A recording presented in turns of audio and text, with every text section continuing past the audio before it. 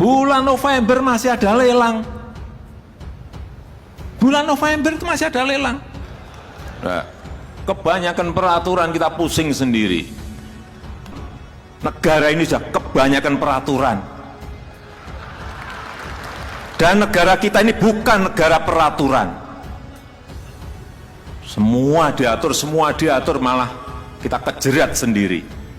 Di Kunker itu ada apanya saya juga ngerti. Di studi banding itu ada apanya saya juga ngerti. Saya ini orang lapangan, ngerti betul kayak gitu-gitu itu. Kenapa terus kita menunggu-nunggu sampai September baru lelang? Ada apa ini?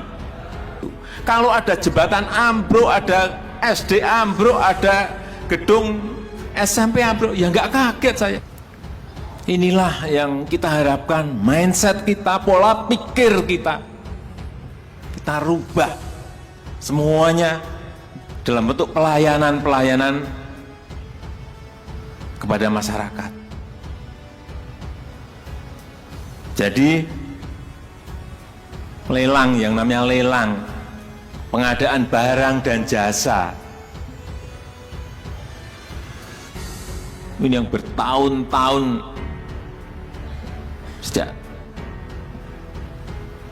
saya masuk ke pemerintahan 15 tahun yang lalu sampai sekarang ini belum berubah banyak dalam pengadaan barang dan jasa. Kenapa sih kita tidak mulai yang namanya lelang pengadaan barang dan jasa itu dimulai bulan Januari? Kenapa terus kita menunggu-nunggu sampai September baru lelang? Ada apa ini? Sehingga kualitas barang yang dihasilkan, kualitas produk yang dihasilkan menjadi jelek. Itu pasti pekerjaan yang dilakukan di akhir-akhir. Bulan November masih ada lelang.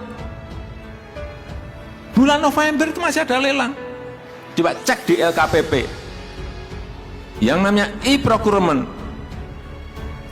Bukan yang e-purchasing, tapi yang e-tendering. E-tendering yang konstruksi 31 triliun itu masih dimulai di bulan November. 31 triliun e-tendering konstruksi di bulan November. Ini mau apa? Jadi barang apa nanti? Ini konstruksi loh ya. Bukan pengadaan barang dan jasa. Kayak gini diterus-teruskan. Mau jadi apa barang itu? Kalau ada jembatan ambruk, ada SD ambruk, ada gedung SMP ambruk, ya nggak kaget saya. Pas bulan basah, hanya waktu tinggal 2 bulan, dikerjakan. Mau jadi barang apa coba? Kenapa sih tidak dimulai bulan Januari lelangnya? Pelaksanaannya bulan Maret, selesai bulan Agustus atau September selesai.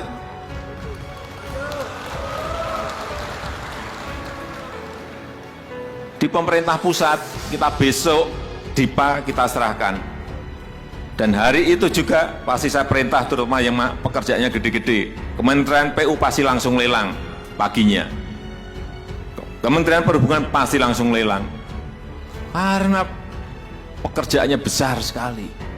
Kalau tidak seperti itu, artinya tahun belum mulai lelang sudah bisa dilaksanakan.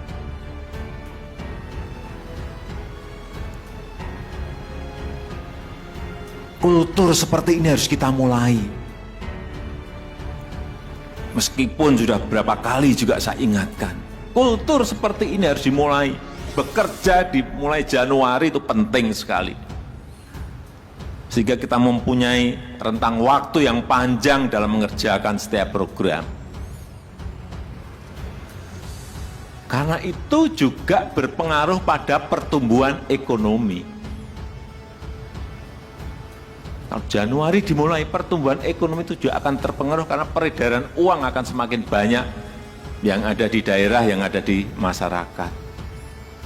Tapi model seperti ini kok diterus-teruskan terus.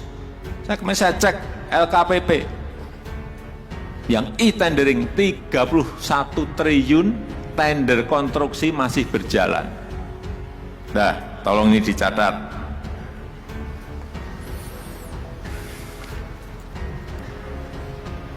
Selanjutnya juga ini saya titip, ini ada ketua DPRD, benar? Gubernur, bupati, wali kota, ada semuanya. Saya sudah pesan kepada ketua dan pimpinan DPR, ini saya pesan juga kepada ketua DPRD Provinsi, Kabupaten dan Kota, serta juga Gubernur, Bupati, dan Wali Kota. Jangan banyak-banyak membuat perda. Jangan banyak-banyak membuat pergub. Jangan banyak-banyak membuat perbub, Bupati. Jangan banyak-banyak membuat perwali. Negara ini sudah kebanyakan peraturan. Dan negara kita ini bukan negara peraturan. Semua diatur, malah kita kejerat sendiri. Hati-hati, stop itu udah. Dikit-dikit diatur, dikit diatur. Akhirnya apa? Kecepatan kita dalam bergerak, kecepatan kita dalam memutuskan terhadap perubahan-perubahan yang ada menjadi tidak cepat. Pada sekarang negara sebesar apapun pengennya fleksibel. Pengennya fleksibel. Cepat merespons setiap perubahan. Kita malah memperbanyak peraturan untuk apa? Saya tahu kalau membuat perda itu pasti ada kunker. Ada studi banding. Saya ngerti, tapi stop.